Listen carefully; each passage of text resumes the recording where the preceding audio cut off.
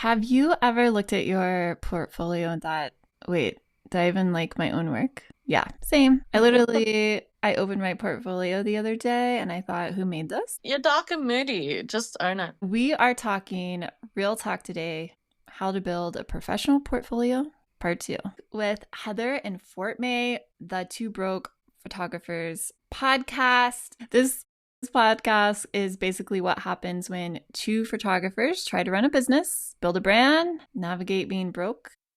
Survive. Yes. And stay sane all at the same time. Is Instagram safe? TikTok almost went away. TikTok was gone for 24 hours and people freaked out. Can you Oh, imagine if all your portfolio was in one place? Again, continuing on from part one, where we discussed how to get models into your portfolio. This episode, we should talk about where to have your portfolio, how to make your portfolio very cohesive, and what kind of things you should think about and look out for in your portfolio. One thing to think about is firstly, where is your portfolio going to be? Now, a long time ago, people would literally have them stuck up on their wall outside their studios because we were a different world. Now we have the internet. Now we're social media connected. Is just your website enough? Is just your Instagram enough? What is the best way to hold your portfolio? Now, Heather, I'm sure you have an opinion on this. And I know TikTok went down for 24 hours and a lot of people freaked out because they had all of their eggs in one basket. And if you're someone that's relying on just having all your portfolio, all your videos, all your photos in one place, you need to think about any day a whole app could be gone. So Heather, where do you think a professional photographer should have their portfolio? I think a photographer should start showing their portfolio on something that is one, free, and also has a lot of reach. And I think that, of course, is social media. I do not think that when you're first starting out, you need a website that you have to pay for. They're going to have to go back and redo many times. You can do like a single landing page, but I think put all your effort into one platform at a time, get really good at it, and then move on to the next. And I think the easiest and cheapest way to start out is on Instagram or potentially on TikTok. I'm a little bit more of everything because I just don't want people to put all their eggs in a basket. But I started out on Facebook. I did find I wasn't getting my clientele on Facebook. When I reached Instagram, I really felt like I was getting my clientele. So obviously what I'm doing there with my profile and portfolio there is really working. I definitely recommend Instagram. And I know some people might get angry that we're not saying website, website, website. We are saying website, just not at the beginning. It's not going to end you. There is free resources with websites. I think Wix has some free access to some landing pages. So if you can get it for free and you want to start it out and just have some portfolio with going there, why not? If it's free and you're not overwhelmed by the idea of it, do it. We're not saying don't. We're just saying it's okay to start with something that's free and easy to begin with. As long as there's somewhere that once someone says, I want to see your work, you can send them there. So Mhm. that's a great idea. So let's continue on with how to Well, make your. I do want to add that you should definitely go to the platform where your ideal client's going to be. So if you're on Instagram, you're probably going to hit a certain age group. If you're on Snapchat, you're going to hit a certain age group, et cetera, et cetera. If you're on LinkedIn, it's probably going to be better for headshots and things like that, commercial photography. So pick True. your platform for sure. But I don't think you need a website. I do, however, agree that you definitely don't want to put all your eggs in one basket and you don't want just to rely on one social media account. And that for me is getting people to your link in bio to start an email list. Your email list is something you can own. You get people to opt in. You don't even have to send out emails. Just collect that email list and one day you're going to use it. All right, well, moving on, I really want to dive deeper here in part two. I want to ask you guys, did you ever look at your portfolio and think, who is this for? Because I think that's one thing that you definitely need to consider. What you show in your portfolio is going to be essentially your visual resume. And even at that, you only get a few seconds. People are just going to scroll on one screen or for like 3, 5, 7 seconds, and that's going to be it. So you really need to wow them. What do you think? You're right. And I see this a lot when people start out and they don't have content. They tend to fill up their portfolio. I call it portfolio. you're going to probably call it your social media page, but your page is your portfolio. So people tend to fill up their page with anything just to fill it up. So when you're a beginner photographer, you go and get a bowl of acai and you put that down and you take a photo of that because it looks cute and you upload that. Now, I'm not saying that's wrong, but if you're not doing food photography, you're confusing a lot of people. And are you trying to make a personal connection page that you want people to just connect with you and book you because of that? It's very confusing, I think. You need to set that boundary at the beginning, what you want your page to be. Now, look, I'm not saying it hasn't worked for some people to be more personal and have what they ate on Friday and having their photography between. But I do find that generally works more with lifestyle photographers where people want that airy fairy, like this is my life, I'm at the beach, come and shoot at the beach for fun. They're not usually big earning photographers, in my opinion. So you would need to differentiate that from the beginning, whether you want to be taken more seriously. So I do recommend to not use your personal page. Have a separate professional profile that is just your photos that you want people to see. So I'm not saying your story, don't get me wrong. On my story, I will have some personal aspects of myself, but it will never remain on my Instagram feed forever. It will be just in my story, 24 hours, it's gone. So if you're at the beach today and you're feeling all holistic and like, oh, touch sand and felt good today, and you have no content for your story, put it as your story. It's gone in 24 hours. People connect with it. People will reply back like, I love the beach too. That's great. But don't put it on your actual profile to stay forever where the next person wants to book you and they're like, okay, I really want to see her maternity photos. And they're scrolling down you at the beach, your dog, your feet in a nice pair of heels that you bought. And they're just like, oh God, okay, where is No what I want to matter see? how cute the heels are. No feet pics on the internet, guys. Let's not do that. If you're going to do that, then you need to charge for that. But You need to be you know on what I'm saying? OnlyFeed. You've been on someone's page where you're just like, where is the photos? Like, where is Yes, yes. So that's, I 100% agree. Your permanent portfolio that's down in your feed, don't put yourself in there. If you do super sparingly, people are going to look really quick and that's going to have to sell you. So it's basically, and here's the thing, even when you're not there in the room with somebody speaking with them, like, and they come across your portfolio through search or a recommendation, or it pops up from social media, like the algorithm recommending it. Like basically, your portfolio is your cheerleader, your silent hype girl when you're not there. And so when you're not there to explain yourself, it needs to say, here's what I do, and here's how I do it, and here's why I do it better than anyone else. And how many while you're, seconds do you think people stay on your landing before they disappear? there's statistics for this. What is it now? 3 seconds? You have 3 seconds to capture their Yeah, attention. I think it's under 5 seconds, literally.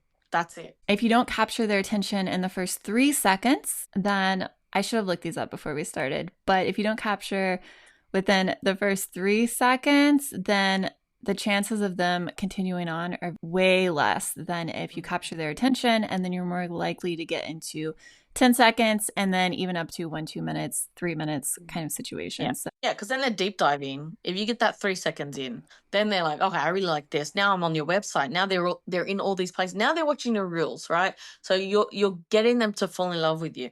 But if that first 3 seconds is so unappealing, they're gone. If you've lost a client. And if you have, and they call that, especially on websites, like your hero image, if you have that amazing shot that will sell every time, that everyone probably wants, your ideal client, then pin that to the top of your page, whether this is TikTok, Instagram, whatever. Pin that to the top as a featured post, and people will see that and they're like, oh, I want to see, oh, I want to, yeah. And then before you know it, they're at least 3 swipes. Yeah. Right. And then they'll go back up into your profile, but don't expect them to go through everything. Well, at least the typical person who's going to inquire. I do want to touch on, as you do that, and going into the next point is, because you only have a few seconds, you really need to curate those images to be your, not only your best images, but what you want to sell. Because if you have weddings and pets and flat lays and everything all in one feed, it's going to confuse people. So I truly believe that you should be able to sell 5 photos and nothing else, and book a client off of that. So if nothing else, just your best 5 photos. There's a lot more to explain with that, but I'm just going to leave it with that for today. Just your best 5 photos, same genre. Don't confuse people. Make Yeah, they sure, should click over. yes, they want to see more. And then if you don't have it, that's okay as well. Don't even stress about it, but you can show larger galleries if they ask for it. But make sure those 5 photos are cohesive. They have a style to them. Even if you're questioning your style, you don't know what it is yet, that's okay. But just make sure when you're first starting out, even when you're an advanced photographer, because like I need to be reminded of all of these facts sometimes, but just make sure that you're showing what you want to sell. So it's got to be a cohesive style. It needs to look like your brand. Even if you don't know what it is yet, it needs to be at locations that you want to shoot at. Because if you show a photography session at the Eiffel Tower and you can't ever go back to the Eiffel Tower for whatever reason, you're going to have all these people let down. They're going to reach out to you saying, I want to shoot at the Eiffel Tower, and then you can't do it. Unless you're someone that advertises that every image you take is at a unique location. And I know that sounds crazy, but I've known photographers that do that, where they find like a corner in a similar place, but every image and every couple that they have out, they advertise that they're shooting unique every time they shoot.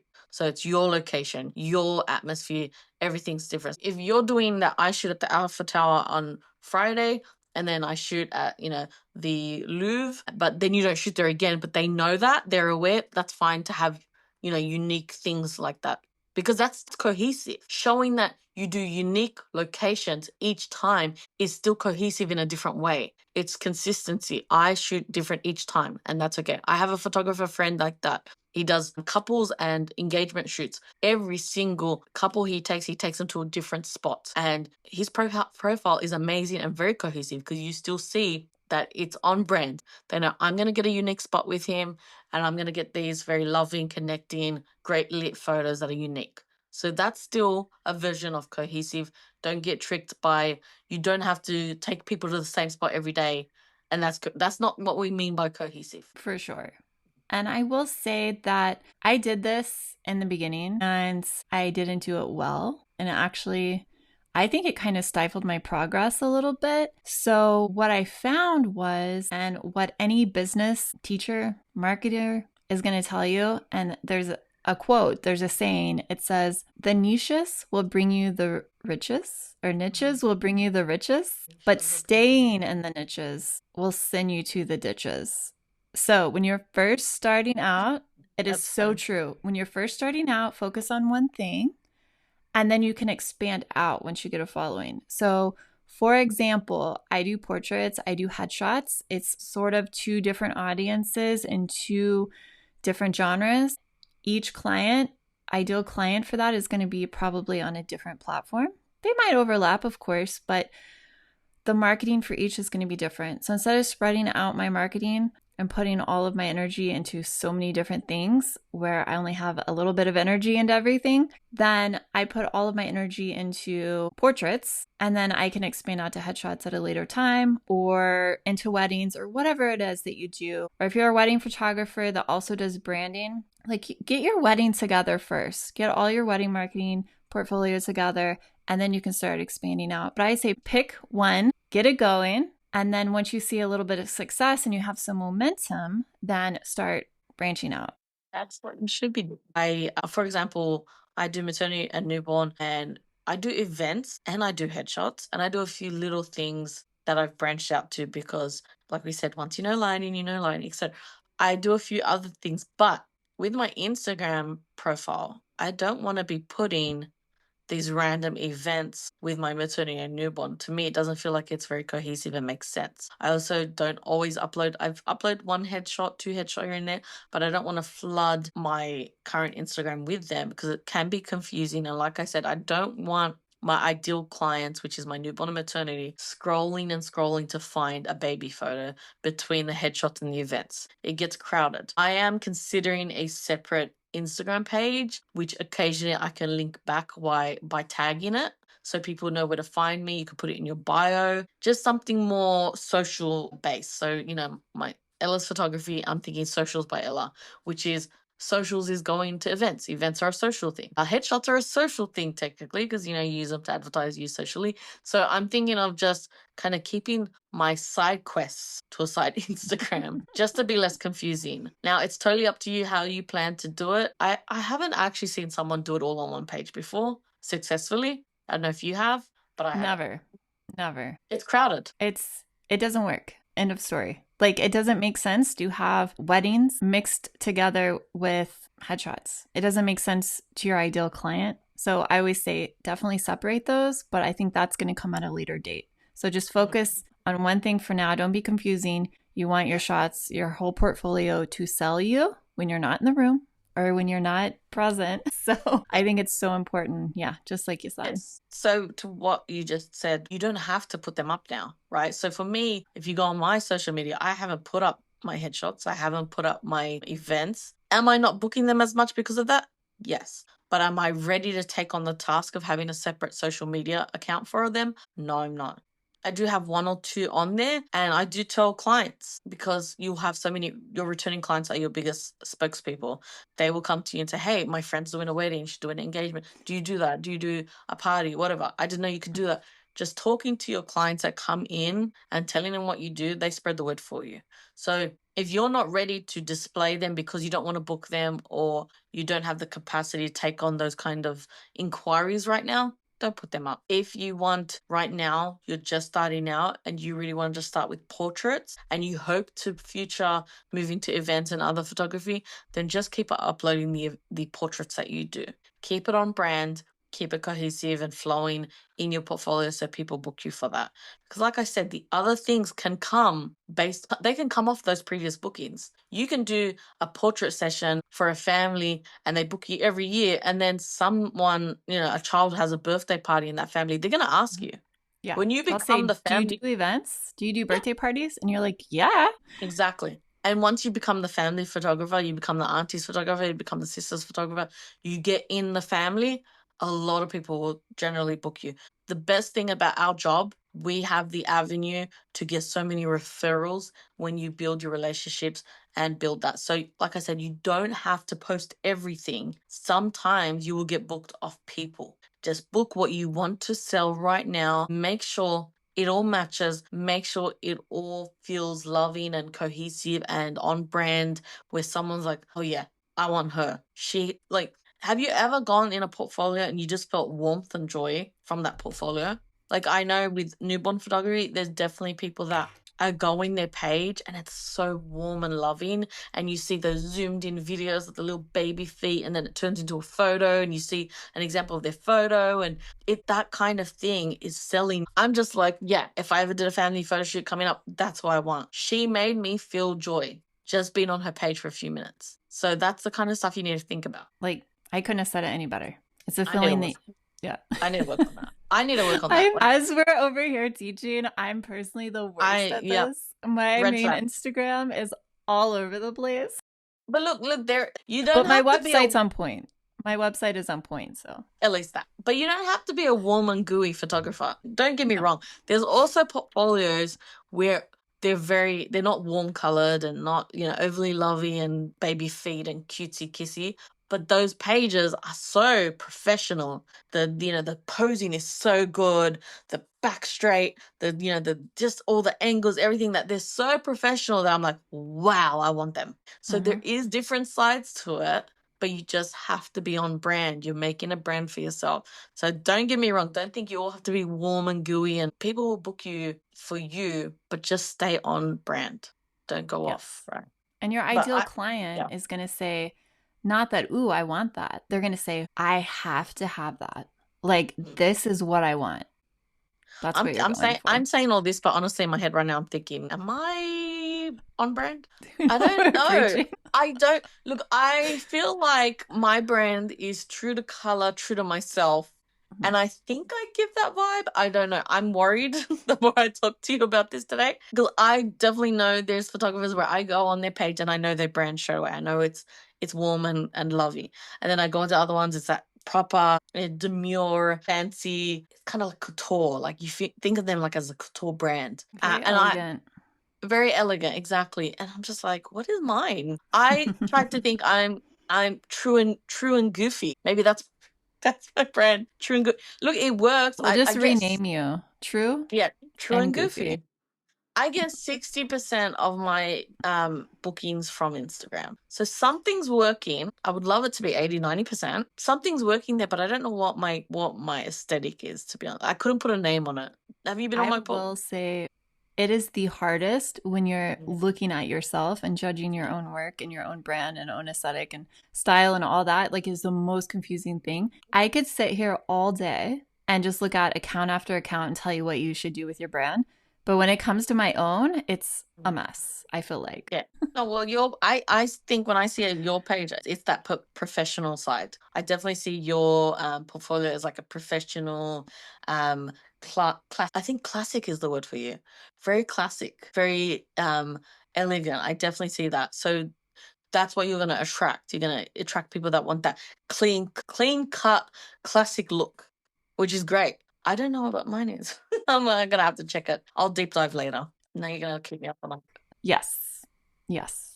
And I have been going through a brand refresh lately. So I think I feel a bit more, yeah, narrowed in on my brand. But I will say that we've talked a lot about what we think you should do. I want to touch on a couple things that we think that you should not do. And I want to start with, I don't think you should post something that you can't recreate.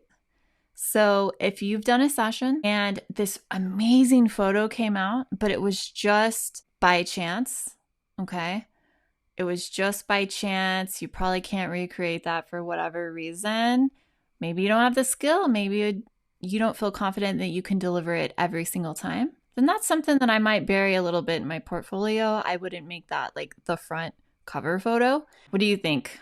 I disagree. I disagree because, like I said, it's a rarity. It's a niche right there. Some people book based off the fact that they're the photographer that has each location, client, outfit unique and different.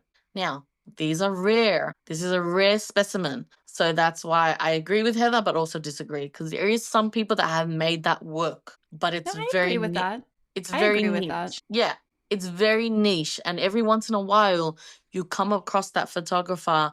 They look, I think they're usually more hobbyists that do this kind of photography. If you're looking at, making money off it, it might be different. The people that do this that I've seen successfully do it usually have big social media followings, but I think it's more of a hobby and they probably get paid by brands. You're not most likely going to get paid by normal people. So what I mean by this, I've seen people that will go and travel to Bali and they'll go under the water fountain, the water, whatever, and they'll shoot that amazing, the light shining through the waterfall, looking up at the sky, hero shot, and they'll upload that. And then the next week, because they get a brand deal, the next week they're in another location, then they're in another location. They're always shooting these unique things. Keep in mind, it's possible, but they're more likely they're working off brand deals. They're working off just social media money. So and that could dry up. So you got to really think about what you want to be doing. I'm not saying it doesn't work. Travel photographer is a legitimate genre. Yeah, So yeah, of I think that's course. good.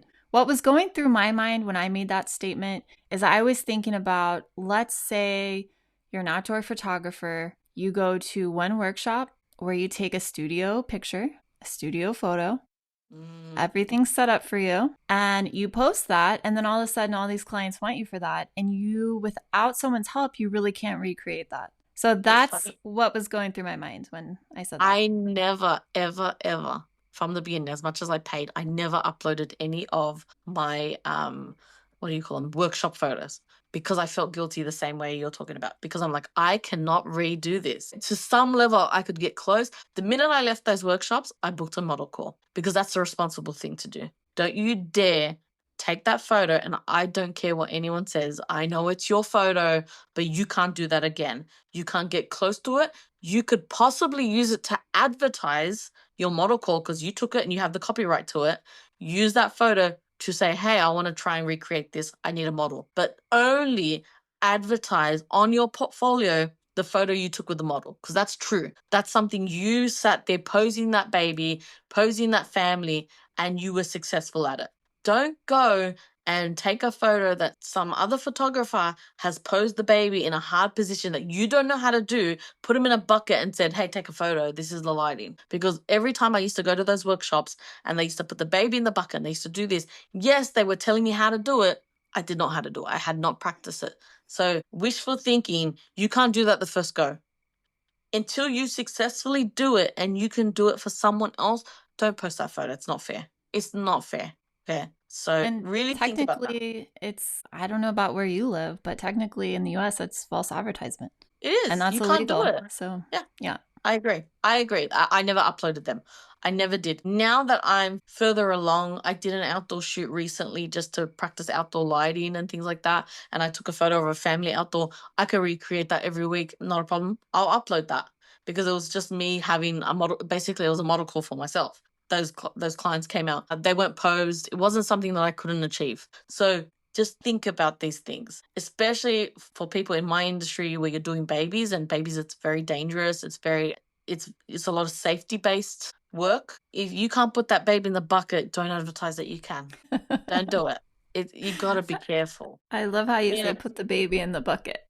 because I do put babies in buckets, but like, well, don't swing that pregnant woman on a swing until you know it's safely secured. Okay, so don't go to these workshops and see someone hanging upside down like an Olympian, and then go to your garage and just throw up a sheet of blanket and be like, "Here you go." You're gonna kill someone, and then you're gonna get sued. Then you're going to jail, and then people are gonna post you online. You're gonna end up on photo stealer. Just don't do it. You're going to be canceled. Your It life's over. That's it. probably was. Yes. But Anyways, before we move on though, that's talking about your portfolio, right? That is a lie on your portfolio. That's not cohesive. That's not honest, and that will remember we said if you post things that are on brand, your clients will spread your word for you. If you post something that you can't do or get close to, that person's going to tell 25 more people compared to the 4 people she might have told to book you if you achieved it. So just and think 100%, yeah. 1000%. Yeah, the bad rep will go further because you misled. Bad rep goes further than good rep. So think about this. If you do a really good job, someone will tell 5 people. If you do a dodgy job, you're sly, you mislead, 25 people know about that. Think about that. Your And portfolio they're needs going to to be tell honest. other people. It's going to spread like a disease. Let's summarize what your portfolio should be. Honest. Honest. Your true work. It should be cohesive. It should be on brand. Oh my God, my fingers feel weird doing this. And what am I missing, Heather? There's something I'm missing. Well, I want to add to cohesive really quick. And this is something that should go without saying, but if you haven't thought about it or heard it before, then it will be new to you. I'm not saying that's a bad thing, but I want you to consider if you really, really, really want your feed, your portfolio to look super cohesive, I would suggest, and you're a natural light photographer, only shoot at golden hour. If you have shoots at noon and you're not very good at it, and I don't know, you're going to have an inconsistent feed. So if you can, golden hour every single time. And it's okay if you want to shoot golden hour Can you every hear the day. crow?